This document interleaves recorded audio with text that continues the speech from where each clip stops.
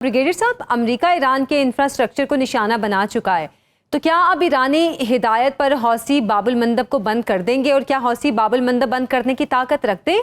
जी हाँ, बहुत शुक्रिया। देखिए, बिल्कुल ताकत रखते हैं और ऑलरेडी इनकी तरफ से इस तरह की इंस्ट्रक्शन रिपोर्टेडली जा चुकी है कि बाबुल मंदब को वो वहां पे ब्लॉक करें।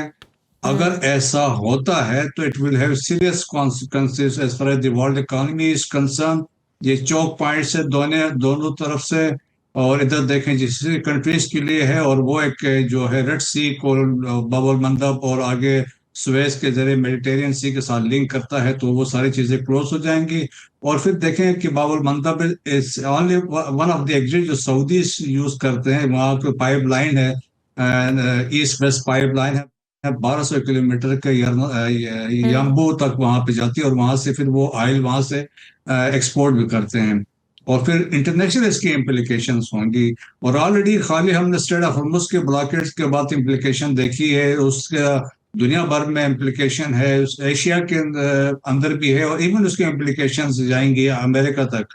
और जिस तरीके से अब रिसेंटली इंफ्रास्ट्रक्चर पे स्ट्राइक्स हुई हैं, ब्रिजेस स्पेशली देखें, फोकस जो है अमेरिका का कि बोशेर है, 4 सूबे ऐसे हैं जहां पे all along the Persian Gulf, Bushehr से लेके चाबहार तक 1400 किलोमीटर की जो लाइन साहिली पट्टी बनती है, इस पे मैसिव बम्बिंग हो रही है।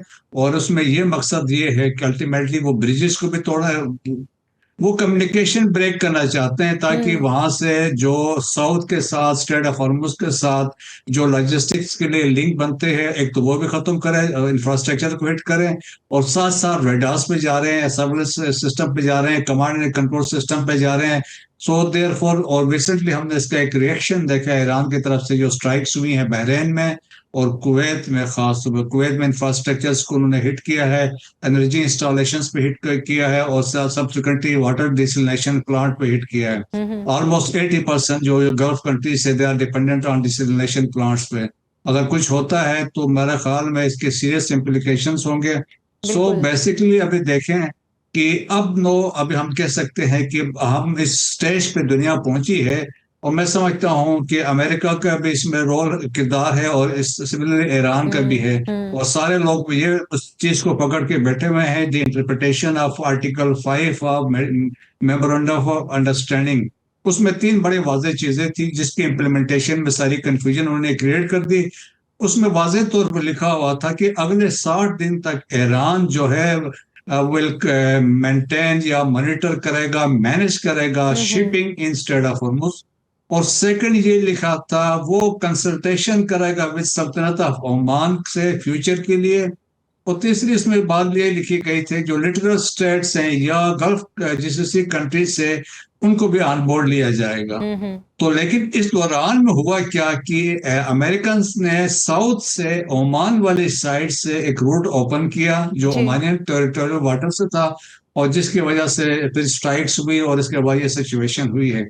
सो देखें कि मेरे ख्याल में मैं ये कह सकता हूँ MOU जो है कमजोर हुआ है लेकिन कोलैप्स नहीं किया है। अच्छा। सो स्टिल हाँ जी हाँ, दोनों ममालिक अब भी रियलाइज कर रहे हैं कि बातचीत ही होगी। दैट्स वाई जो भी स्ट्राइक्स हो रही हैं, both parties they are trying to gain achieve something position of strength पे, कल टेबल पे बैठते हैं तो बार्गेनिंग के लिए उनको फैसिलिटेट हो सकता है। ब्रिगेडियर साहब, न्यूयॉर्क टाइम्स ने जो खदशा जाहिर किया है कि ट्रंप और अमेरिका एक लामतनाही जंग में फंस चुके हैं, क्या ईरान जंग अफगानिस्तान और इराक की जो अमेरिका जंग थी उसी की तरह तवील होने जा रही है? ये यकीनन देखिए, जंग होगी, तवील होगी, और जिस तरह ये स्ट्राइक्स काउंटर स्ट्राइक्स होते रहेंगी और ये चीजें चलती रहेंगी, क्योंकि लाइकली फ्यूचर में कोई, अभी तक तो नियर फ्यूचर में कोई आसार नजर नहीं आ रहे हैं। और जिस तरीके से अब जो जीसीसी कंट्रीज में स्ट्राइक्स की हैं, स्पेशली कतर के अंदर जो स्ट्राइक्स हुए हैं, और जो मीडिएशन जो करवा रहा था उस पर आपने स्ट्राइक्स की, ओमान पे स्ट्राइक्स हुए हैं। और प्ले ये ली गई है कि ओमान में उस पॉइंट पे हमने स्ट्राइक्स किए हैं जहां पे बेसिकली सदर्न रूट, जहां से basically that was the control, जहां से ऑपरेशन सदर्न रूट को कंट्रोल किया जा रहा था बाय अमेरिकन।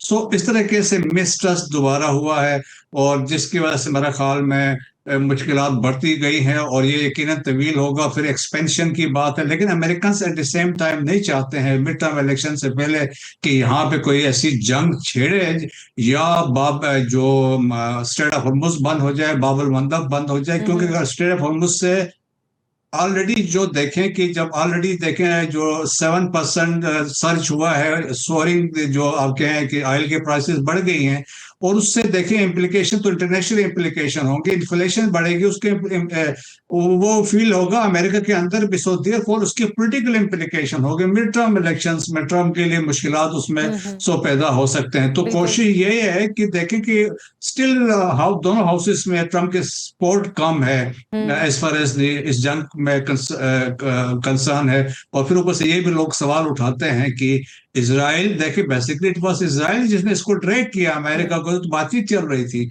और जिसकी वजह से अमेरिका आया और इसके बाद अब आगे फंस के रह गया है। आप अभी भी वो चाह रहे हैं, और लेकिन अभी लोग सवाल ये कर रहे हैं कि भाई आपने इजराइल के जंग में गए तो इसमें अमेरिका को क्या मिला। तो दैट्स वाई आप देखिए कि डिफरेंसेस हम देख रहे हैं बिटवीन अमेरिका एंड इजराइल।